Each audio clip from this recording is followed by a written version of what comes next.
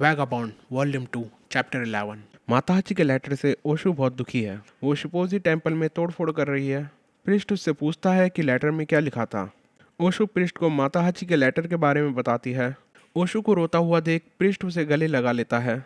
ओशु उस प्रिस्ट को और आदमी जैसा समझती है और उसके पेट में घूसा मार के वहाँ से भाग जाती है। प्रिस्ट उसे बताता है कि उसका ऐसा करने का कुछ इरादा नहीं था। ओशु टेम्पल के बड़े घंटे को बजाते हुए माताहाची को कोसना शुरू कर देती है। वहीं ताकेजो कैप्टन आओकी के सोल्जर्स को एक एक करके डिफीट कर रहा है। वो वहां नंगा ही उन सबसे फाइट कर रहा है। विलेजर्स उसे ऐसे मारते हुए देख डर जाते हैं।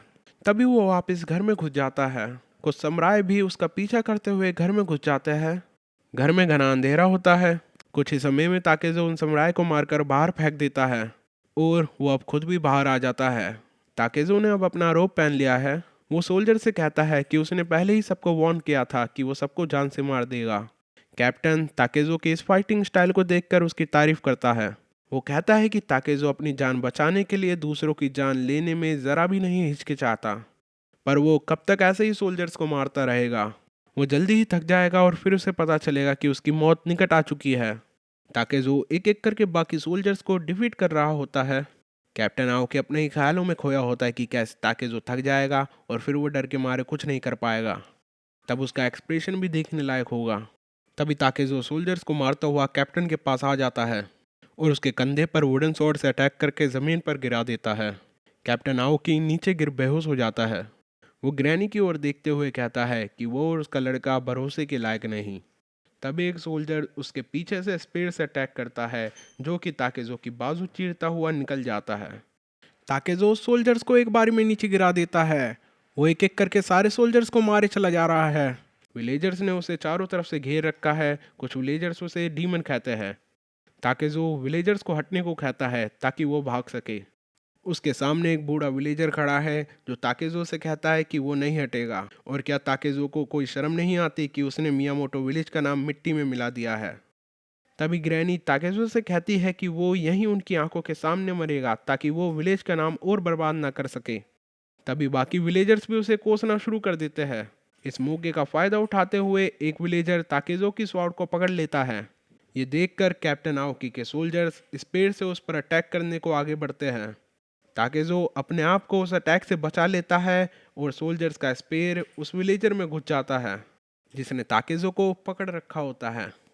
इतने में ताकेजो एक सोल्जर का हेड अपने हैंड से पकड़ लेता है और उसका हेड जमीन पर पूरी ताकत से दे मारता है।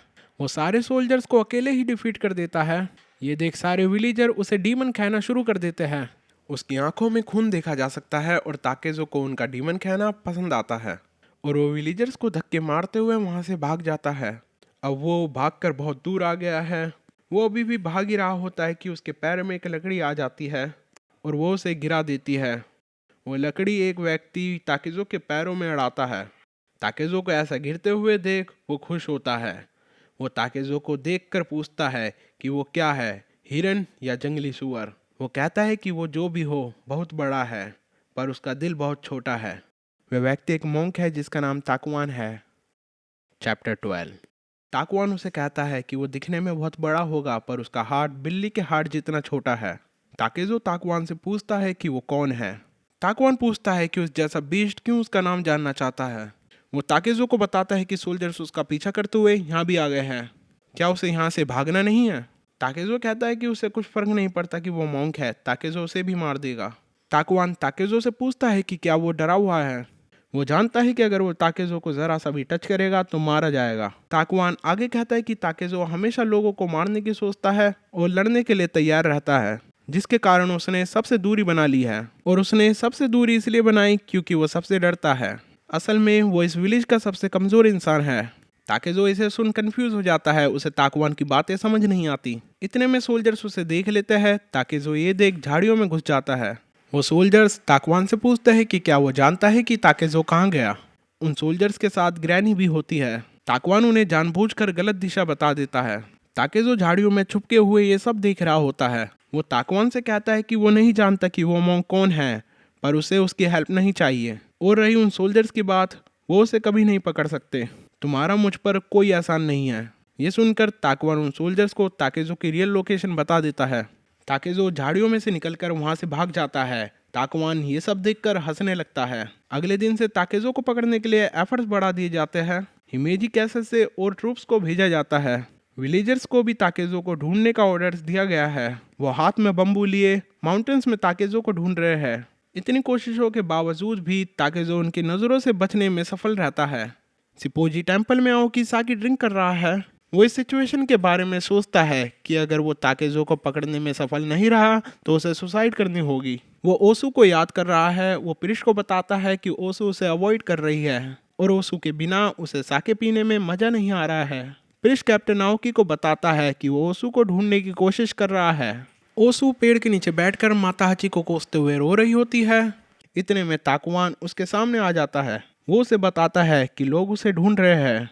ओसू उसे कहती है कि उसे फर्क नहीं पड़ता, वैसे भी उसे कैप्टन आओकी पसंद नहीं है। वो पूरा दिन बैठ के ड्रिंक करता है। उस जैसा बेवकूफ़ कभी ताकेजो को नहीं पकड़ पाएगा। यह जानने के बाद ताकुआन ओसू को साथ चलने को कहता है। उसे ओसू से पता चलता है कि वो तीनों ओसू, माताहाची और ताकेजो बचपन के फ्रेंड्स हैं। ओसू माताहाची की याद में और तेज रोना शुरू कर देती है। ताकुआन ओसू को लेके सीधा कैप्टन आओकी के रूम में चला जाता है और कैप्टन आओकी से कहता है कि वो जैसा मूर्ख जो सारे दिन भर ड्रिंक करता रहता है वो ताकेजो को कैसे पकड़ सकता है। वो उसे पूछता है कि और कितने दिन और कितने आदमियों की तुम्हें ज़रूरत पड़ेगी, वो भी सिर्फ एक आदमी को पकड़ने के लिए। विलीजर्स तुमसे और तुम्हारी अयोग्यता से थक चुके हैं। ओसू ताकुआन की बात सुनकर चौंक जाती है और कैप्टन आओकी भी गुस्से में आ जाता है। वो अपनी स्वॉर्ड उठाकर ताकुआन को काट देने की धमकी देता है, पर ताकुआन उसे आगे उकसाने से बाज नहीं आता। ताकुआन उसे कहता है कि उस जैसा अयोग्य व्यक्ति कभी उसे काट नहीं पाएगा। ताकेजो अब भी माउंटेन्स में छुपा हुआ है। वो थक गया है और उसे भूख भी लग रही है। वो विलेजर्स की बात याद करता है कि वो विलेजर्स उसे डीमन बीस्ट कहते हैं और वो उसे मारने पर तुले हुए हैं। उसे ये फर्क नहीं पड़ता कि विलेजर्स उसके बारे में क्या कहते हैं। वो बस यहाँ ओसू को बताने आया था कि माताहाची जिंदा है। तभी उसे ताकुआन के वचन याद आते हैं कि ताकेजो विलेज का सबसे कमजोर व्यक्ति है। वो यह सोच ही रहा होता है कि इतने में ही कोई समुराय उस पर ऊपर से स्वॉर्ड से हमला कर देता है। ताकेजो उस हमले को रोकते हुए जमीन पर गिर जाता है। वो समुराय से पूछता है कि वो कौन है, क्योंकि वो उन विलेजर्स में से एक तो नहीं लगता। वो समुराय ताकेजो को बताता है कि सारे लोग उसे मारने के पीछे पड़े हैं और वो ताकेजो को मार के इस खेल को समाप्त कर देगा। वो कहता है कि वो फुआ विलेज से आया है और उसका नाम सूची काजे को ही है। चैप्टर 13। कोई अपनी तलवार छोड़कर ताकेजो के मुंह पे घुसन मारने लगता है। वो ताकेजो से कहता है कि उसने ही उसके भाई सूची काजे तैनमा को मारा है। ताकेजो उसे देखकर मुस्कुराते हुए पास में पड़ी नुकीली लकड़ी उसकी जांघ में घुसेड़ देता है। ये देख कोही तुरंत उससे दूर हट जाता है। ताकेजो वहां से उठ ही रहा होता है कि कोही शुरिकेन से ताकेजो पर अटैक करता है। ताकेजो वो अटैक अपने हाथ से डॉज करता है, जिससे शुरिकेन उसके हाथ में घुस जाता है। कोही लकड़ी निकालते हुए ताकेजो को बताता है कि वो शुरिकेन जहरीले नहीं है। ताकेजो कोही को कहता है तो तुम भाई का बदला लेने आए हो तो आ जाओ। कोही बड़ी तेजी से अपनी स्वॉर्ड को घुमाता है, जिससे ताकेजो का हल्का सा हाथ कट जाता है। ताकेजो उस पर तुरंत अटैक करता है, पर कोही उसे डॉज कर लेता है। कोही ताकेजो को कहता है कि यही बेटर है कि वो हार मान ले। उसके जैसे व्यक्ति की मौत पर कोई रोने वाला भी नहीं होगा। उसका हशर भी उनके जैसा होगा जिनको उसने मारा है। ताकेजो उस पर अटैक करता है, पर कोही उसे भी डॉज कर लेता है। वो ताकेजो को बताता है कि वो अपने भाई का बदला लेने नहीं आया, वो अपने भाई को मारना चाहता था जिसे ताकेजो ने मार दिया। अब उसे उसके भाई की जगह ताकेजो को मारना पड़ेगा। वो ताकेजो को बताता है कि हो सकता है कि वो इस वर्ल्ड में 20-30 साल और जी जाए, उसके बाद उसे मरना ही होगा और ताकेजो के संग भी ऐसा ही होगा। ताकेजो इस मौके का फायदा उठाते हुए कोही पर अपनी वुडन स्वॉर्ड से अटैक कर देता है। कोही बाल बाल ही बच पाता है। इस अटैक के कारण कोही के सर से खून बहने लगता है। तभी एक सोल्जर ताकेजो को देख लेता है और चिल्लाकर सबको इन्फॉर्म कर देता है। कोही ये देख वहां से निकल जाता है। इसके बाद वो सोल्जर्स ताकेजो को चारों तरफ से घेर लेते हैं। सोल्जर्स उससे फाइट के लिए तैयार है। ताकेजो भी फाइट के लिए तैयार होता है और वो खुद से पूछता है कि वो 17 साल से इस वर्ल्ड में किस पर्पस से है। वो एक एक करके सारे सोल्जर्स को डिफीट कर रहा होता है। तभी एक सोल्जर उसके पीछे से उस पर अटैक करने की कोशिश करता है। ताकेजो ये नोटिस करते हुए पीछे मुड़कर अपनी वुडन स्वॉर्ड से उसके सिर पर अटैक करके उसका सिर फाड़ देता है। उसे देखकर ऐसा नहीं लगता कि वो सरेंडर करने वाला है। चैप्टर 14। ताकेजो ने सारे सोल्जर्स को मौत के घाट उतार दिया है। ताकेजो के चारों तरफ लाश ही लाश पड़ी है। वो सोचता है उसे फर्क नहीं पड़ता कि उसके भविष्य में क्या लिखा है। लोग उससे डरते हैं और वो उसे मारना चाहते हैं। वो भी लोगों को जान से मारता आया है और वो भी एंड में ऐसे ही मारा जाएगा। बस ऐसा ही होगा। शिपोजी टेम्पल में अभी भी ताकुआन कैप्टन अकोई को उकसा रहा है। ताकवान जमीन पर आराम से बैठा हुआ है। कैप्टन अकोई के हाथ में तलवार है और वो ताकवान से एक और बार बोलने को कहता है। ओसू ये देख घबराई हुई है। ताकवान कहता है कि उससे एक बात को कितनी बार बुलवाओगे। वो अब धीरे से बोलेगा ताकि आओकी अच्छे से सुन ले। ओसू ताकवान को चुप रहने को इशारा करती है और वो ताकवान का मुंह अपने हाथों से बंद कर लेती है। ओकू आओकी को बताती है कि ताकवान हमेशा से ऐसे ही पागलों की तरह बातें करता है, वो उसे सीरियसली ना ले। ताकवान हाथ हटाते हुए कहता है कि ओसू को आओकी से सच नहीं छुपाना चाहिए। वो अयोग्य है तो है, अगर वो नहीं जानता तो उसे ये बताने की आवश्यकता है। आओकी हाथ में तलवार लिए कहता है कि ताकवान की हिम्मत कैसे हुई उसे इस तरह इंसल्ट करने की। ताकवान बाज नहीं आता और कहता है कि उसे यकीन नहीं होता कि ताकेज़ो ने आओकी को जिंदा कैसे छोड़ दिया। वो आगे कहता है कि उसका मतलब आओकी के अयोग्यता के कारण ही विलेजर को अपना काम छोड़ना पड़ा और ताकेज़ो को मारने के लिए निकलना पड़ा, जिसका उन्हें कोई पैसा भी नहीं मिलेगा। ये तो बहुत गलत बात है। एक तो उन्हें रोजी रोटी कमानी होती है, ऊपर से ताकेज़ो एक वाइल्ड बीस्ट है। वो इस काम के लिए अपनी जिंदगी दाव पर लगा रहे हैं। क्या ये विलेज सिक्योरिटी के लिए है, इसलिए विलेजर्स अपनी जिंदगी दाव पर लगा रहे हैं। उसे लगता है कि ओसू को माउंटेन जाकर ताकेज़ो को पकड़ना चाहिए। आओकी कहता है कि ये तुम क्या। इतने में ताकवान उसकी बात काटते हुए कहता है कि वो जानता है कि एक महिला का अकेले माउंटेन्स में जाना खतरनाक है, इसलिए वो उसके साथ जाएगा। आओकी कहता है कि उसका मतलब ये नहीं था और ताकवान ये क्या बकवास कर रहा है। ताकवान आओकी से कहता है कि क्या तुम अभी भी साके ओसू से सर्व करवाना चाहते हो। वो आओकी की एक्टिंग करते हुए ओसू ओसू चिल्लाता है। पीछे खड़ा प्रिस्ट बहुत चिंतित है और मोंक बच्चे ये सुन अपनी हंसी रोक रहे हैं। ताकवान कहता है कि भले ही आओकी कितना भी ट्राई कर ले, पर अगर वो ओसू की शक्ल देखेगा तो उसे पता चल जाएगा कि वो आओकी को जरा भी पसंद नहीं करती। आओकी ये देखकर आंख बबूला हो जाता है। ताकवान उसके पास आकर कहता है कि क्या उसे स्वॉर्ड यूज करनी है भी या नहीं। आओकी गुस्से में आकर ताकवान पर तलवार चला देता है। तभी प्रिस्ट जो कि बाहर से सारी बात सुन रहा था, ताकवान ताकवान चिल्लाता हुआ अंदर आ जाता है। आओकी अपनी तलवार चला चुका है जो कि ताकवान के हाथ को सिर्फ छू के निकल गई है। आओकी ताकवान का नाम सुनकर चौंक जाता है। ताकवान हंस रहा है। वो आओकी से कहता है कि स्वॉर्ड को घुमाते हुए उसे अपनी पिछवाड़ी की जान लगानी चाहिए, नहीं तो वो सिर्फ स्किन ही काट पाएगा। आओकी के होश उड़ गए हैं ताकवान का नाम सुनकर। ताकवान उसे कहता है कि उसे लॉर्ड के प्रति समर्पण और लोगों के प्रति चैरिटी रखनी चाहिए। ये दो चीज आओकी को उसकी पोजीशन का हकदार बनाती है। आओकी मन ही मन सोचता है कि क्या यही वही ताकवान है जो कि हिमेजी कैसल के लॉर्ड इकेडा तेरुमासा का बहुत अच्छा फ्रेंड है। ताकवान उसे फटकारना चालू रखता है कि ना ही उसको विलेजर्स की पड़ी है, ना ही आदमियों की दुख दर्द की चिंता है, बस उसे सिर्फ सुंदर लड़की से साके सर्व करवाने की पड़ी है। वो सिर्फ कुछ नहीं, एक टैक्स थीफ है। ताकवान आओकी को बताता है कि इतने सारे प्रयत्न के बाद भी वो ताकेज़ो को नहीं पकड़ पाया। अब उसके पास और कोई ऑप्शन नहीं है, उसको सैनपुकू करके अपनी जान देनी होगी। ताकवान ओसू से पूछता है कि क्या वो ताकेज़ो से डरती है। ओसू ताकेज़ो को याद करती है और कहती है कि वो उससे नहीं डरती। ताकवान आओकी से कहता है कि हो सकता है कि ओशू तुम्हारी नाक कटने से बचा सके, क्योंकि वो ही ताकेज़ो को कैप्चर कर सकती है। चैप्टर 15। इस इंसिडेंट के बाद ताकेज़ो के मैनहंट को रोक दिया जाता है। ग्रैनी विलेजर से पूछ रही होती है कि मैनहंट को क्यों रोक दिया गया है। विलेजर्स उसे बताते हैं कि ताकवान एंड ओशू ने कैप्टन आओकी से वादा किया है कि वो ताकेज़ो को 3 दिन में पकड़ लेंगे, और अगर वो ऐसा करने में असफल रहे तो ताकवान टेम्पल के सामने वाले ट्री पर फांसी लगा लेगा। विलेजर्स को ताकवान पर यकीन नहीं होता क्योंकि पिछले कई दिनों से वो ताकेज़ो को पकड़ने में असफल रहे हैं। ग्रैनी सोचती है कि ओशू इन चक्कर में क्यों इन्वॉल्व है। ताकवान और ओशू माउंटेन्स की ओर निकल गए हैं। ओशू ताकेज़ो को आवाज दे रही है। वो ताकवान से कहती है कि उसने ऐसा वादा क्यों किया। ताकेज़ो को वो कभी नहीं पकड़ सकती और वो ये भी नहीं जानती कि ताकेज़ो कहाँ है। यह कहते हुए वो आगे चली रही होती है कि उसका पाँव एक लाश के ऊपर आ जाता है। वह यह देख डर जाती है। ये वही लाशें हैं जिनको ताकेज़ो ने मारा था। ताकवान लाशों को देखकर प्रे करता है। ओशू को पता लगने की बात कि इन लाशों की मौत का जिम्मेदार ताकेज़ो है। वो ताकेज़ो की माफी के लिए प्रे करती है। ताकेज़ो को ढूंढते हुए रात हो गई है। ताकवान ने डिनर के लिए स्टू बनाई है। ओशू भी वाइल्ड ग्रीन्स ले आई है स्टू के लिए। स्टू के पकने से धुआं उठ रहा है जिसे ताकेज़ो दूर से देख रहा है। वो थका हुआ और भूखा लगता है। ताकवान और ओशू खाना खा रहे हैं और वो ओशू से पूछता है कि वो क्यों परेशान है, क्या वो उसके बारे में बात करना चाहेगी। ओशू रोना शुरू कर देती है और ताकवान को माता हाची के बारे में बताती है। ताकवान कहता है कि अच्छा हुआ, ये सब उनकी शादी से पहले हुआ। वो पूछता है कि क्या वो माता हाची से प्यार करती थी, उसे उसके बारे में क्या पसंद था। ओशू ताकवान को बताती है कि जब वो बच्चे थे तब ताकेज़ो की किसी के साथ नहीं बनती थी। लोग उसे वाइल्ड बीस्ट कहा करते थे। वो माउंटेन से नीचे भी कम ही आया करता था। एक दिन विलेज में अरीमा हिकी नाम का स्वॉर्ड्समैन आया, जो कि एक विलेज से दूसरे विलेज स्ट्रॉन्ग अपोनेंट्स को ढूंढ रहा था। वो मियामोटो आकर सबको चैलेंज करता है कि जो भी यहाँ स्ट्रॉन्गेस्ट हो वो उससे आकर फाइट करे। उससे फाइट करने के लिए ताकेजो आता है।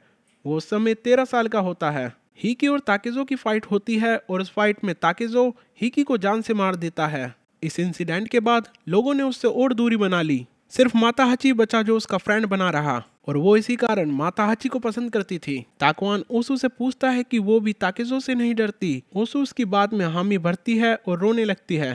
ताकुआन उसे बताता है कि बड़ी अजीब बात है कि वो माताहाची को इसलिए पसंद करती है कि वो ताकेजो का दोस्त बना रहा। ऐसा कहते हुए ताकुआन पाद मार देता है और वो अपने पाद का जिम्मेदार स्टू में बीन के ज्यादा होने को ठहराता है। ओसू ये देख हंसने लगती है। वो ओसू को और स्टू लेने को कहता है। ताकुआन कहता है कि शर्माने की कोई ज़रूरत नहीं है क्योंकि वो माउंटेन्स में है और हम सब इंसान हैं। वो ताकेजो की तरफ देखकर कहता है कि क्या वे सही नहीं कह रहा। ताकेजो उसके सामने खड़ा होता है। चैप्टर 16। ओसू ये बात सुनकर हंस रही होती है, पर ताकेजो का नाम सुनकर वो सीरियस हो जाती है। ताकेजो अब उनके सामने खड़ा है। ताकुआन ताकेजो से कहता है कि उसे लगता है कि ताकेजो बहुत थक गया है। वो मुश्किल से ही खड़ा हो पा रहा है। ताकेजो को सब धुंधला दिख रहा है। वो सही से बोल भी नहीं पा रहा। वो ओसू से पूछता है कि वो वहाँ क्या कर रही है। ताकुआन उसे बताता है कि वो दोनों उसे यहाँ पकड़ने आए हैं। ताकेजो अपने डिफेंस के लिए वुडन स्वॉर्ड निकाल लेता है। वो याद करता है कि लोगों ने उसे डेविल, बीस्ट और बुरा ही समझा है और लोगों ने उसे सिर्फ मारना ही चाहा है। वो माताहाची को भी याद करता है कि कैसे माताहाची भी उससे दूर चला गया। वो अपने हाथों लोगों का मर्डर होते हुए देखता है। वो अपने आप को रोता हुआ देखता है। ओसू उसके सामने खड़ी है और ताकेजो से पूछता है कि क्या वो भी औरों की तरह है। ओसू ताकेजो से पूछती है कि ओको कौन है और वो कैसी दिखती है। ये पूछ वो रोना शुरू कर देती है और वो सीधे भागकर ताकेजो के गले लग जाती है। ओसू उसे बताती है कि माताहाची ने उसे लेटर लिखा था। वो अपने बचपन को याद करते हुए कहती है कि उसे फिर से छोड़ दिया गया है। ताकेजो के ये सुनने पर उसके हाथ से उसकी वुडन स्वॉर्ड छूट जाती है। ताकुआन सोचता है कि ओसू ही थी जो ताकेजो को जिंदा पकड़ सकती थी। वो उसे लेक्चर देने की सोचता है पर रुक जाता है। फिर वो उसे मारने की सोचता है कि अभी ताकेजो बहुत वीक है और वो उसे मारने में सफल हो सकता है, पर वो ये करने से भी रुक जाता है क्योंकि ओसू ऐसा करने में सफल रही। ताकेजो ओसू की बाहों में बेहोश हो जाता है। इस तरह ताकुआन और ओसू ताकेजो को पकड़ लेते हैं। चैप्टर 17। ताकुआन ताकेजो को विलेज में ले आया है। ताकेजो को देखकर विलेजर्स उसे मारना शुरू कर देते हैं। ताकेजो की आंख खुलती है तो वो अपने आप को पेड़ पे लटका हुआ पाता है। उस पेड़ पर कौवे बैठे हैं, मानो उसके मरने का इंतजार ही कर रहे हैं। ताकेजो ताकुआन को देखता है और कहता है कि उसने उसे क्यों नहीं मारा। ज्यादा देर ना करे, बस उसे मार दे। क्यों वो उसका ऐसा अपमान कर रहा है। वो कौवों की तरफ देखता है जो कि उसके मरने का इंतजार कर रहे हैं। वो सोचता है कि मारो या मर जाओ, लोगों को बैटल में मारो या फिर मर जाओ। वो ऐसा ही है और वो हमेशा से अपनी मौत के लिए तैयार रहा। बारिश होना शुरू हो जाती है। ओसू ताकेजो से मिलने जा रही होती है, तभी ताकुआन ओसू को रोक लेता है और उसे बाहर ना जाने की सलाह देता है। वो जानता है कि अगर ओसू बाहर गई तो वो अपने आप को ताकेजो को आज़ाद करने से नहीं रोक पाएगी। ओसू दुखी है क्योंकि उसे लगता है कि उसने ताकेजो को धोखे से पकड़ा है। ताकुआन ओसू को बताता है कि ताकेजो उसके बारे में ऐसा नहीं सोचता। ताकेजो बारिश में भीग रहा है और उसे मिलने होनीदेन ग्रैनी आई है। वो उसे देखकर बड़ा खुश होती है।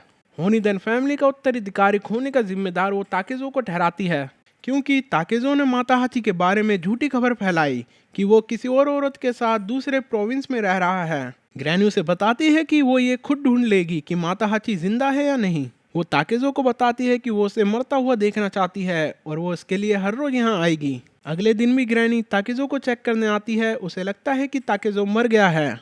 ग्रैनी ताकेजो के नीचे खड़ी होती है और ताकेजो का मूत निकल जाता है। वो ग्रैनी के ऊपर ही मूत देता है। ग्रैनी उसमें एक पत्थर मारती है और उसे कहती है कि उसे लगा कि वो अभी तक मर गया होगा। ताकेजो सोचता है कि ताकुआन जल्दी आए और उसे मार दे और ये तमाशा खत्म हो। उसके इर्द गिर्द कौवों की संख्या बढ़ गई है जो सिर्फ ये दर्शाती है कि ताकेजो मरने ही वाला है। ताकेजो को लटके हुए रात हो गई है और वो सोचता है कि उसकी यह हालत कैसे हो गई। वो ताकुआन की बात याद करता है कि वो इस विलेज का सबसे कमजोर इंसान है। वो सोचता है कि ये सच नहीं है। वो कभी किसी से एक फाइट भी नहीं हारा। वो बस स्ट्रांग बनना चाहता था। उसे उसके बाप की याद आती है। उसका बाप उससे कह रहा है कि उसकी माँ उसकी माँ नहीं है। वो अपनी माँ से मिलने जा रहा है ताकि वो उसे बता सके कि वो कितना बड़ा हो गया है। उसकी माँ उसे देखने से मना कर देती है और उसे उसके फादर के पास जाने को कहती है। ताकेज़ो सोचता है कि उसे स्ट्रॉन्ग बनना पड़ेगा, इतना स्ट्रॉन्ग कि वो किसी पर निर्भर ना रहे। वो अपनी सेकिगाहरा की बैटल याद करता है कि वो पूरे वर्ल्ड में इनविंसिबल बनेगा। वो बस इनविंसिबल बनना चाहता था। चैप्टर 18। रात हो रही है। ताकेज़ो अभी भी पेड़ पर बंधा है। ओसू चोरी छुपे ताकेज़ो को खाना देने आती है। वो ताकेज़ो को बताती है कि वो उसके लिए खाना लाई है। वो एक डंडे में खाना लगाकर उसे खाना खिलाने की कोशिश करती है। वो उसे बताती है कि उसे ताकवान ने आज़ाद करने से मना करा है और अगर उसने खाना नहीं खाया तो वो मर जाएगा। ताकेज़ो मनी मन ओसू को इतनी तकलीफ उठाने से मना करता है। ओसू उसे खिलाने की कोशिश करती है पर वो डंडा ताकेज़ो के सिर पर लग जाता है और खाना नीचे गिर जाता है। इतने में ताकवान आधी नींद में बाहर आ जाता है। ये देख ओसू ताकेज़ो को प्रॉमिस करते हुए कि वो कल भी यहाँ आएगी वहाँ से भाग जाती है। ये देख ताकेज़ो ताकवान को कोसता है और उसको जान से मारने को कहता है। अगले दिन फिर ग्रैनी ताकेज़ो को चेक करने आती है कि वो अभी तक मरा नहीं। वो इस बार ओसू से भी मिलने आई है। वो ओसू को कहती है कि वो इस टेम्पल को छोड़ दे और होनीदेन फैमिली की बहू बनकर उसके साथ रहे और वो ये ना भूले कि वो उस पर दया कर रही है। तभी ताकवान ग्रैनी से पूछता है कि वो शादी किससे करेगी जब माता हाची यहाँ नहीं है। वो कहती है कि माता हाची वापस आ जाएगा। वो ओसू को बताती है कि कैसे उसने उस अनाथ बच्ची को पाला और अब वो चाहती है कि वो होनीदेन फैमिली की मेंबर बन के उसके साथ रहे। ओसू इस बात पर विचार करती है पर वो ग्रैनी को मना कर देती है। ओसू ग्रैनी को कहती है कि वो उनकी दया कभी नहीं भुला पाएगी पर वो होनीदेन फैमिली का हिस्सा नहीं बनना चाहती। वो माता हाची से नफरत करती है और उसने उसे धोखा दिया है इसलिए वो उसके परिवार का हिस्सा नहीं बन सकती। ग्रैनी यह सुन गुस्से में आ जाती है और ओसू को मारना शुरू कर देती है। वो पूछती है कि असल में धोखा किसने दिया है। वो ओसू को कहती है कि उसे इसकी सजा भुगतनी पड़ेगी। ये कह ग्रैनी वहां से चली जाती है। रात हो गई है और ताकुआन ताकेज़ो को देखने आया होता है। ताकेज़ो उसे देखकर पागल हो जाता है कि वो उसे क्यों नहीं मार देता, वो उसे मार दे। ताकुआन को हैरानी होती है कि अभी भी ताकेज़ो में इतनी एनर्जी है। वो उसे इस एनर्जी को बचाने के लिए कहता है नहीं तो वो मर जाएगा। ताकेज़ो उसे पूछता है कि उसे वो क्यों वॉरियर की डेथ नहीं दे रहा। वो मरने से नहीं डरता। ताकुआन कहता है कि अगर उसका मन बाहर देखने से भर गया हो तो क्यों ना वो अपने अंदर झांक ले। ताकेज़ो ताकुआन को कोसता है और कहता है कि उसमें अंधेरे के अलावा कुछ भी नहीं है। तभी वो देखता है कि ओसू आज फिर से खाना ले आई है। ओसू उसे कहती है कि वो मुंह खोले और वो ये चावल उसके मुंह में डाल देगी। ओसू का डंडा ताकेज़ो के मुंह के पास जा रहा होता है और जाकर सीधा उसकी आंख से टकरा जाता है जिसके कारण चावल जमीन पर गिर जाते हैं। ओसू ताकेज़ो को कहती है कि कल वो उसे पक्का खाना खिला देगी। चैप्टर 19। अगले दिन भी ताकेज़ो पेड़ पर जिंदा लटका है और उसके पेड़ पर बहुत सारे कौवे बैठे हैं। ताकुआन इनकी आवाज़ सुन के कहता है कि मानो वो ताकेज़ो से कह रहे हो कि वो मर जाए। ताकुआन कहता है कि क्या वो वॉरियर की तरह सही में ऑनरेबल डेथ चाहता है। अगर वो ऐसा सोचता है तो वो सेल्फिश है। जितने भी लोगों को उसने मारा वो उनकी जिंदगी थी, भले ही वो अच्छी हो या फिर बुरी। हर एक व्यक्ति इस धरती पे पैदा होता है और वो बड़ा होता है। कुछ लोग फैमिली बनाते हैं और कुछ लोग अकेले रहते हैं। कुछ के बच्चे होते हैं और कुछ शादीशुदा होते हैं और कुछ ने तो जानवर पाल रखे होते हैं। कुछ लोगों के पास बड़े सपने होते हैं और कुछ के पास कुछ इच्छा नहीं होती। उसने उनका सब कुछ खत्म कर दिया। उसने उन्हें मार दिया। ये उसे अधिकार कहाँ मिला कि वो अपनी मौत का टाइम और प्लेस डिसाइड कर सकता है, कि उसे एक ऑनरेबल डेथ मिले। वह अपने बारे में क्या सोचता है। वह अपनी जान बचाने के लिए औरों की जान लेता है और वो एक ऑनरेबल डेथ चाहता है। वो सिर्फ सेल्फिश है। इतने में बारिश होना शुरू हो जाती है। बारिश बड़ी तेज होने लगती है। ताकेज़ो बारिश का पानी पीने की कोशिश करता है। ताकेज़ो सोचता है इनविंसिबल जिसका कोई भी बराबरी का ना हो, जो कि पूरी धरती पर सबसे ज़्यादा स्ट्रॉन्ग हो। उसे फिर से उसका बाप याद आता है। वो उससे कहता है कि क्या वो भी इनविंसिबल बनना चाहता है तो फिर स्वॉर्ड उठाए। वो ताकेज़ो से पूछता है कि क्या उसे लगता है कि वो अपने बाप को काट सकता है। ताकेज़ो स्वॉर्ड उठा लेता है और अपने बाप को बताता है कि उसका ऐसा करने का कुछ इरादा नहीं। उसका बाप उसे बताता है कि सिर्फ एक ही व्यक्ति इनविंसिबल बन सकता है। वो उस पर स्वॉर्ड चलाने को कहता है। वो उसे बताता है कि ताकेज़ो में उसी का खून है और वो आगे चलकर स्ट्रॉन्ग बनेगा और आखिर में वो उसके बाप के लिए ही खतरा बन जाएगा। वो ताकेज़ो से पूछता है कि क्या वह उसे मार दे। ऐसा कहते हुए वो ताकेज़ो पर अटैक करता है। उसकी तलवार ताकेज़ो के मुंह को छूकर निकल जाती है, जिससे ताकेज़ो के सर के बाल कट जाते हैं। ये देख उसका बाप कहता है कि देखो वो जरा सा भी नहीं हिला। ताकेज़ो वहीं खड़ा रहता है। उसका वहीं खड़े खड़े मुंह निकल जाता है। उसका बाप आगे कहता है कि इसमें कोई हैरानी की बात नहीं कि ताकेज़ो को सभी डीमन चाइल्ड कहते हैं। ये याद करके ताकेज़ो रोने लगता है। जिस पेड़ पर वो लटका है उस पेड़ को कई सारे कौवों ने घेर लिया है, मानो पूरा पेड़ कौवों से ही भर गया हो। उस पेड़ के ऊपर सूचिकाजे कोई खड़ा है। वो ताकेजो से पूछता है कि वो अब तक जिंदा कैसे है। इस पेड़ से लटके हुए। चैप्टर 20।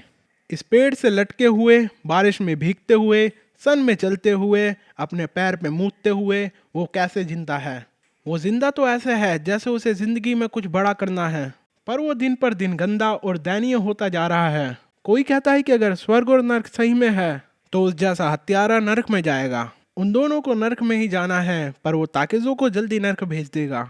वो ताकेजो की रस्सी काट देता है और उसे मारने ही वाला होता है कि वो बगल में ताकुआन की प्रेजेंस नोटिस करता है और वहां से भाग जाता है। कोई ताकुआन के बारे में सोचता है कि वो कौन था जिसने उसे नजर भर से हरा दिया। ग्रैनी रोजाना की तरह ताकेजो को चेक करने आई है।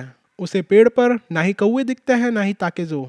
वो हैरान हो जाती है। वो भगते हुए जाकर टेम्पल में काम कर रहे हुए मोंक से ताकुआन और ओसू के बारे में पूछती है। वो टेम्पल के कमरे चेक करती है, उसे वहाँ कोई नहीं मिलता। वो सोचती है कि क्या ताकेजो सही में मर गया। उसे लगता है कि ताकेजो इतनी आसानी से नहीं मर सकता। वो सोचती है कि कहीं ऐसा तो नहीं वो भाग गया। दूसरे कमरे में ओसू ये सब छुप कर सुन रही होती है। इतने में ग्रैनी के पास प्रिस्ट आ जाता है। ग्रैनी उससे ताकेजो के बारे में पूछती है। उसे लगता है कि उन्होंने ताकेजो को जाने दिया। प्रिस्ट ग्रैनी को बताता है कि ताकेजो मर चुका है। रस्सी के टूटने से वो जमीन पर आकर धाम से गिर गया और तुरंत ही मर गया। प्रिस्ट आगे बताता है कि हो सकता है कि वो कमजोर होने की वजह से पहले ही मर गया हो। ग्रैनी प्रिस्ट से ताकेजो की बॉडी के बारे में पूछती है। प्रिस्ट नर्वस हो जाता है। वो बताता है कि ताकेजो की बॉडी को हिमेजी कैसल इकेड़ा तेरुमासा के पास ले जाया गया है क्योंकि वो एक फुजिटिव था। ग्रैनी प्रिस्ट को बताती है कि वो ताकुआन का रटा रटाया बोल रहा है। वो रोप को देखती है जिसे देखकर साफ पता चलता है कि उसे ब्लेड से काटा गया है। वो समझ जाती है और कहती है कि ताकुआन उसे ताकेजो की बॉडी नहीं दिखा रहा, जिसका सिर्फ एक ही मतलब है कि वो अभी जिंदा है। वो कहती है कि ताकुआन और ओसू ने ताकेजो को जाने दिया। ये सब ओसू दूसरे कमरे में खड़ी सुन रही होती है। ताकुआन ताकेजो को पीठ पर लाद कर माउंटेन्स में ले जा रहा है। ताकुआन बताता है कि वो बहुत भारी है और वो उससे उसके मरने की जगह पूछता है। चैप्टर 21। ताकुआन ताकेजो को अपहिल पर ले गया है जहां से पूरा मियामोटो विलेज देखा जा सकता है। ताकेजो ने इस जगह पर मरना डिसाइड किया है। ताकुआन ताकेजो को पानी पिला रहा है। ताकेजो से कहता है कि वो उसे मार दे। ताकुआन पूछता है कि क्या है यही उसकी इच्छा है। वो उसे बताता है कि उसके चेहरे को डार्क शेडो ने घेर लिया है। उसकी आंखें भी बहुत डार्क है, अकेली और दर्द में। ताकेजो ताकुआन को कहता है कि उसको उसकी ये बकवास नहीं सुननी। ताकुआन कहता है कि ताकेजो ने बहुत लोगों को मारा और आखिर में वो भी ऐसे ही मरना चाहता है। क्या यही उसकी इच्छा है? वो ताकेजो से पूछता है कि अगर उसे अपनी जिंदगी में जो करना था कर ही लिया तो वो मरते समय हंस क्यों नहीं रहा, क्यों उसके चेहरे पर स्माइल नहीं है। वो ताकेजो का मुंह पकड़े हुए कहता है कि उसे तो खुश होना चाहिए कि अब वो मरने वाला है। वो कहता है कि चिल्लाओ और गर्व से कहो कि उसने अपने पास के सभी लोगों को मार डाला और वो भी अब ऐसे ही मरने वाला है, एक मॉन्क से जो सिर्फ बकवास करता है। कहो कि उसने अपनी जिंदगी बड़ी अच्छी जी, कि उसकी जिंदगी बहुत फुलफिलिंग थी। ताकेजो ताकुआन से सिर्फ उसे मार देने को कहता है। ताकुआन उसे पीटना शुरू कर देता है। वो उसे कहता है कि तुम मर चुके हो। अगर वो अपनी लाइफ से इतना सेटिस्फाई है तो वो क्यों ये ऐलान नहीं कर पा रहा। ताकेजो ताकुआन से कहता है कि क्या वो अपने आप को मॉन्क कहता है। ताकुआन उसे बताता है कि वो बहुत ही बेवकूफ़ मॉन्क है। ताकेजो अपने आप को जैसे तैसे खड़ा करता है। वो पास की बड़ी सी चट्टान के पास जाकर अपना सिर उस चट्टान में मारने लगता है। वो अपना सिर चट्टान में मारते हुए कहता है कि वो क्यों पैदा हुआ, क्या सिर्फ छोड़ने और नज़रअंदाज करने के लिए, सबको डराने और सबसे नफरत पाने के लिए, कि वो एक डीमन का सन है और वो सिर्फ मरने के योग्य है। वो इस वर्ल्ड में पैदा ही क्यों हुआ। ताकेजो अपना सिर मारे जा रहा होता है तभी ताकुआन आकर उसका सिर रोक लेता है और ताकेजो से पूछता है कि क्या वो अपनी ज़िंदगी ऐसे ही ख़त्म कर लेगा और क्या वो उसकी सारी चीज़ ख़त्म कर देगा और क्या वो अपने पुराने व्यक्तित्व को भी ख़त्म कर देगा। ताकेजो अपना पास्ट याद करता है। वो अपना बचपन याद करता है। वो माता हाची के संग गुजारे लम्हे याद करता है। वो सेकिगारा की बैटल भी याद करता है। ताकुआन उसे पूछता है कि क्या सही में खून खराबे की जिंदगी जीने लायक है। नहीं, ऐसी जिंदगी तुम्हारे लिए नहीं है। ताकेजो ये सुन रोना शुरू कर देता है। वो पूछता है कि क्या ये सच है कि वो जिंदगी जीने के लायक है। ताकुआन उसकी रस्सी काट देता है और उसे आज़ाद कर देता है।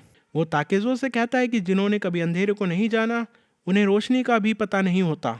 जियो और इस अंधेरे को सहन करो, तभी तुम्हारी जिंदगी में रोशनी आएगी। इतने में वो देखता है ओसू उसके पास ताकेजो ताकेजो चिल्लाते हुए आ रही होती है और वॉल्यूम 2 यहीं समाप्त होती है।